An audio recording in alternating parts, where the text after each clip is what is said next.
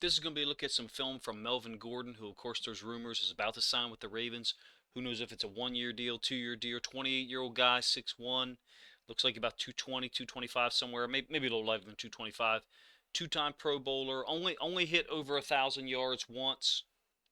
The naysayers are going to say, he's had 7 seasons and gone under 4 yards per carry. I think 4 times during those 7 seasons. He just finished up a 2 year stint with Denver that I would say is quite good. Went over 900 yards on both occasions. Well, quite consistent guy if you look at the stats. I'm not a huge stats guy. I'm going to show you about 16 or 18 plays, but quite consistent. His rookie year, I think he had 0 touchdowns for the San Diego Chargers. And then at second year had 10 touchdowns. Every year thereafter is either 8, 9, or 10 touchdowns.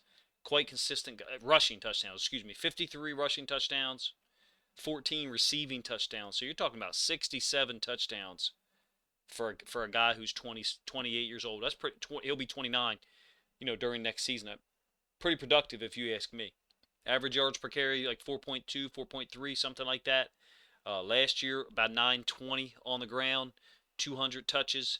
Didn't think he did a whole lot, in some of the games that I saw like during the season, but then I went back and watched some of the film and noticed some pretty cool things. So what I've done for you here today is package together, do my typical work. I package together concepts back to back to back so you can see how he does certain things well. There are some fumbles that I'm not including in here. There's a late fumble against Dallas, I believe. There's a late fumble from another game. I can't remember who it was that was returned for a touchdown. It might have been the Chiefs that was returned for a touchdown late in the game. I think it was the Chiefs, and they lost that game 28-24 if memory serves. I do have film of that Chiefs game. Pretty good receiver, and you'll see a little bit of that in this video. Pretty good receiver. I think he'd be a good third option or a good backup option in case the Ravens, don't have a really healthy Gus Edwards and a really healthy J.K. Dobbins. Look, I'll just say it. I think he's a huge upgrade over Freeman and Murray.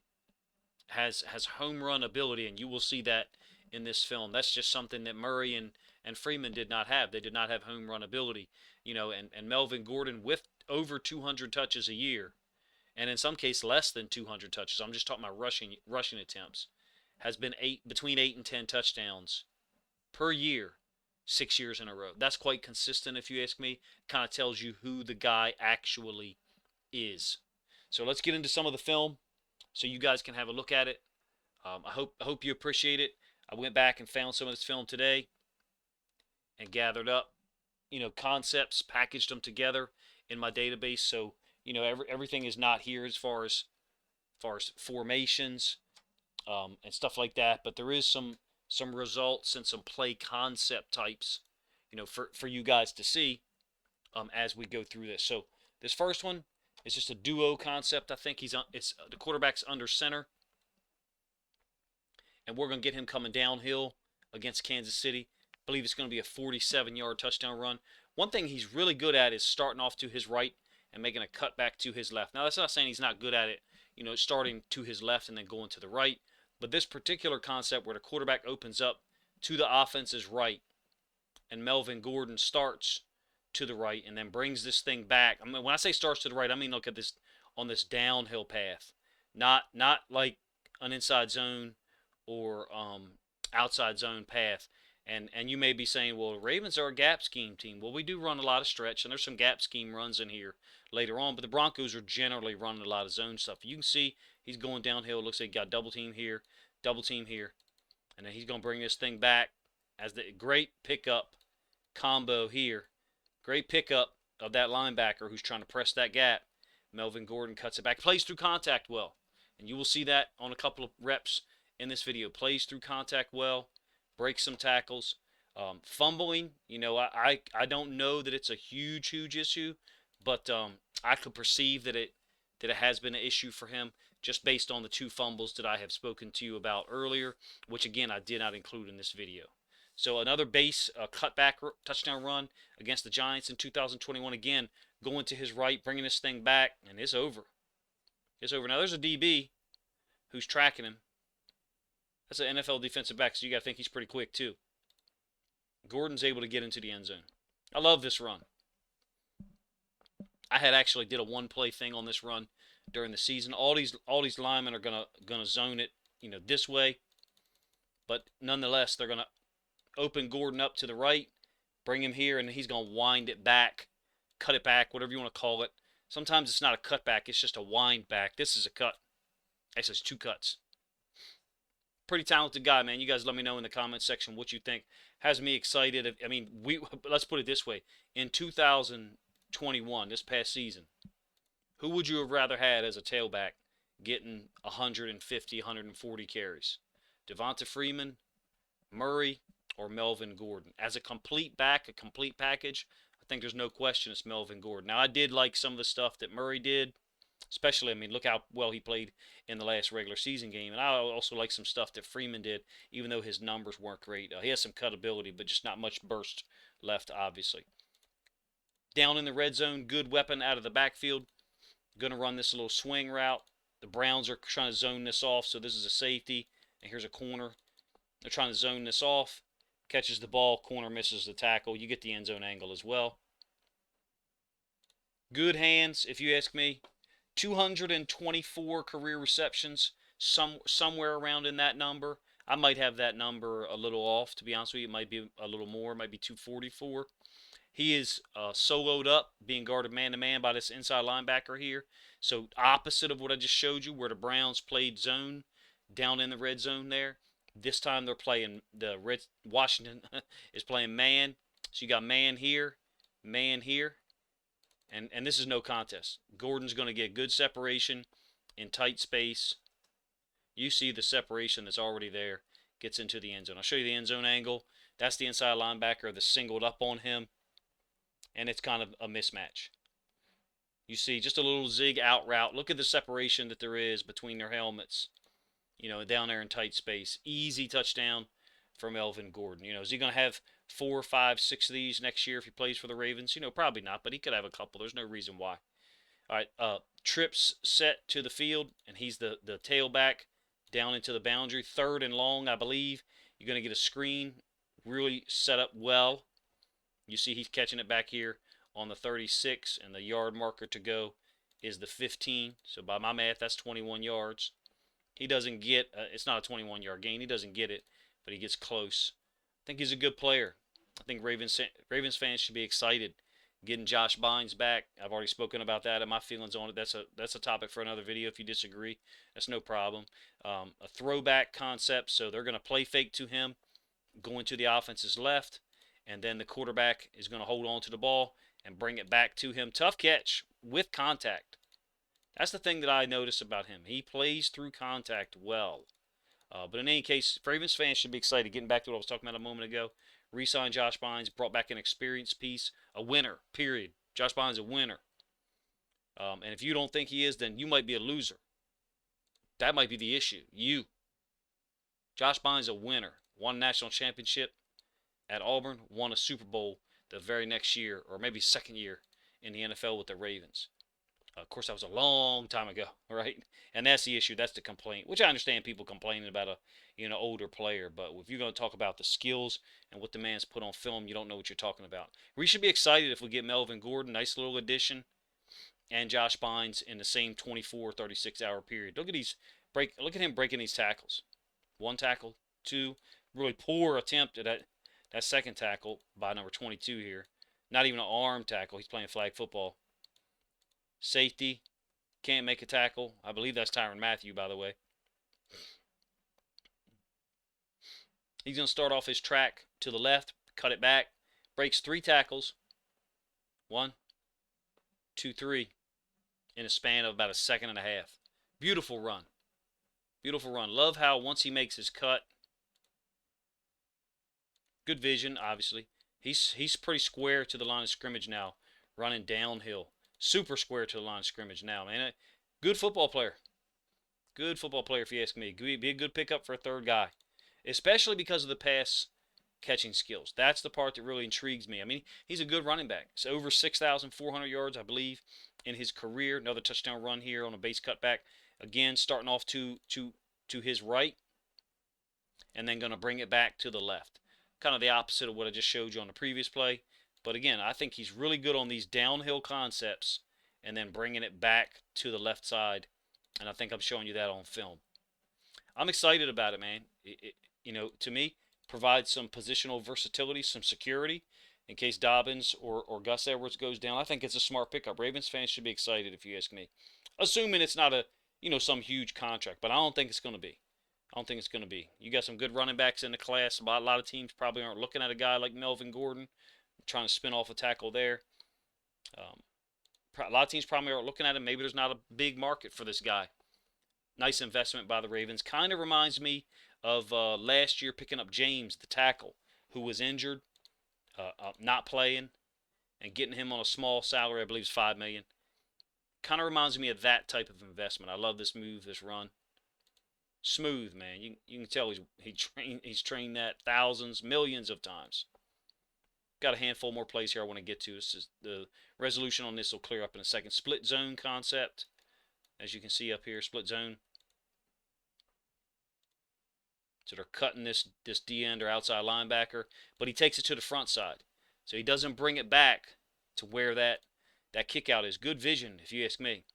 So you got motion guy here, and then this H-back right here is going to try to kick out the D end that I have spot shadowed, but Melvin Gordon takes it front side, meaning he doesn't bring it back underneath this kick out block. He takes it on the front side. It is a nice job by the Broncos O-line. Of course, the Ravens are not a huge split zone team. We run a little bit of it. We really run stretch cut, but Melvin Gordon can fit into any scheme if you ask me. There are some gap scheme runs out of the gun here later on that show you he's willing to follow his blockers. Another split zone concept. Gets downhill. Going to bring it back. This H-back here, I believe, is going to kick out this D-end who's unblocked initially. And this time he follows the kick-out block as opposed to the previous one that I showed you. So when I show you these two plays back-to-back, there's a reason why. The previous play, he took it front side. This play, he takes it, let's call this the backside behind this kick-out block. He's got good vision, right? He understands that that you just got to go where the hole is. It's not always predetermined, especially in the zone concept, which is different than a gap scheme in some ways. But power, look, running power, some of the power, and he slips on this play, by the way. Running power, there's always that backside A cutback, so where the center back blocks on a one and maybe expands that gap. So cutbacks happen in gap schemes too. If you don't think they do, then I don't know what to tell you. He slips and falls here on this track to his left. He slips and falls and then still able to, what I like is he's shifty. There's an extra 2 yards here that he gets just by being shifty. Brings it back in and back out. That little move right there kind of reminds me of Le'Veon Bell from the standpoint of, and I know that Le'Veon Bell didn't have, his athleticism. His athleticism last year was deteriorated, obviously, with the Ravens, but saw some really smart things about him sometimes where he wanted to take it here. I'm talking about Le'Veon Bell, but what he would do is hedge backside for an instant. So what he was trying to do is get these helmets to work to this side, and I'm talking about the defensive helmets. He's trying to. So let me just do one of them. So we'll talk about this guy here. What he was trying to do was get this defensive helmet to stay on this side, get this defensive helmet to stay on this side, and then he would bring it back. I'm talking about Le'Veon Bell when I say this, and this is somewhat reminiscent of some of the things we saw out of him last year, and some of those occurred on gap scheme runs. Just so you understand that.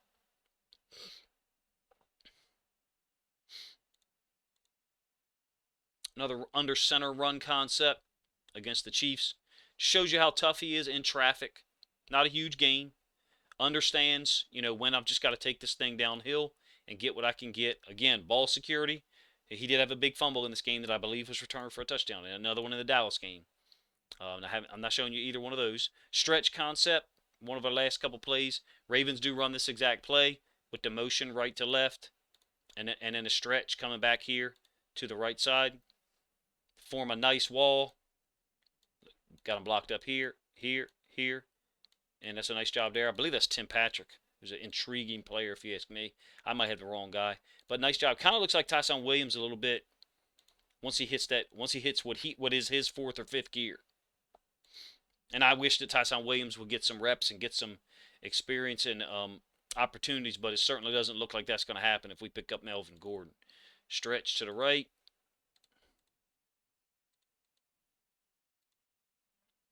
Nice wall built, like I said, off the right-hand side. Ravens can definitely use a guy like this, if you ask me. A zone read concept, so they're going to read that D end right there, leave him unblocked, and he's going to cut it back underneath of the open space. So we're supposed to be reading this guy. Cuts it back underneath the open D end. Easy touchdown. You get the end zone angle, you'll see it better. Sometimes where Bridgewater's not reading the D end correctly, this is not one of those times. Obviously, that should be a give. Anytime the running back gets the football and scores, obviously it was a correct read. All right, couple of plays here to finish it up out of the gun. Of course, the Ravens spend some time in the gun. We need to be able to run the ball out of 11 personnel. Gus and J.K. obviously can do that. Looks like Melvin Gordon can too. Now, granted, this is against the Detroit Lions. You have a nickel front here, a 4-2-5 in the box or 4-2 box. Somewhat similar to a gap scheme in some ways, in that you have a lead blocker, which is the H-back. I'll get you the end zone angle so you can see it. So I'm talking about this guy here. You'll see him. He's going to wind back and insert into what I believe is the B gap on the back side of this. Melvin Gordon takes it front side because he has good vision. So there's the scheme. This tackle is base blocking this D end right here, just basing him out. And then the H-back is pulling, but Melvin Gordon elects not to follow the H-back because he trusts his O-line. Nice scheme. If you ask me, Melvin Gordon can run in any scheme. Out of the gun, this is definitely a gap scheme. I think you get a pulling guard here. I believe it's the right guard.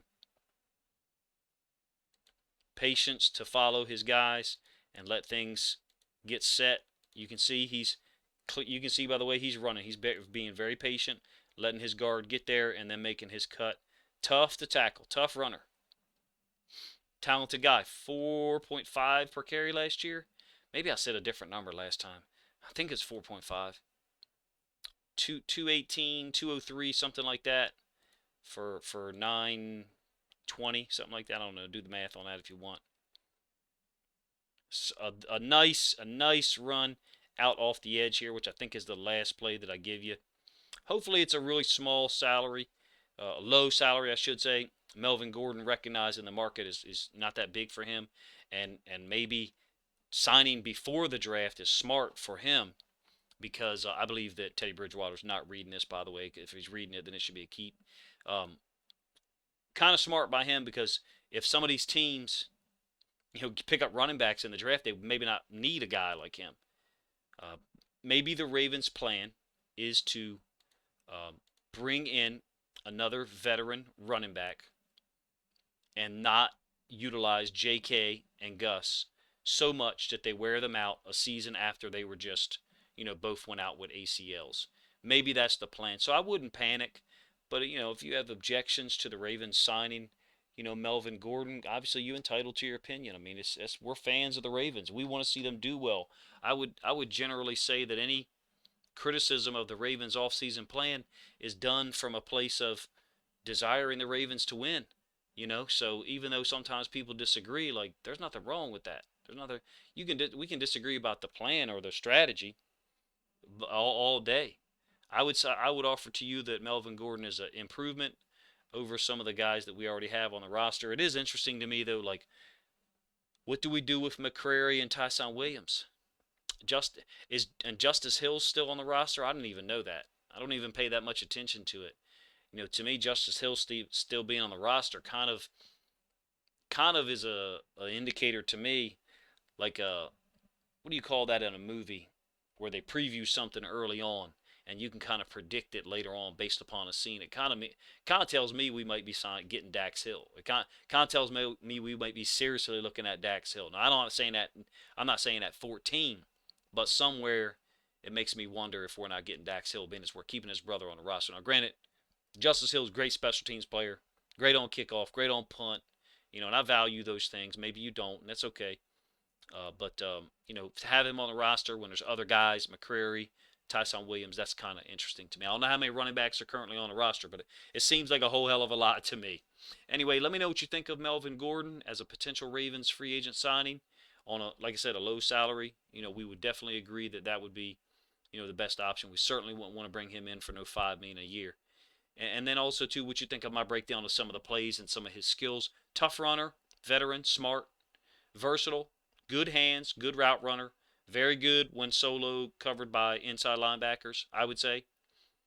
Ability to finish plays. You saw a couple of the touchdown catches. He's finishing by diving into the end zone or making one more cut. I really like his game.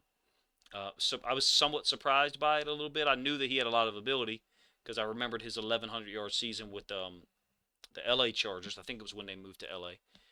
Having said that, I knew there were some seasons where he was below 4 yards per carry.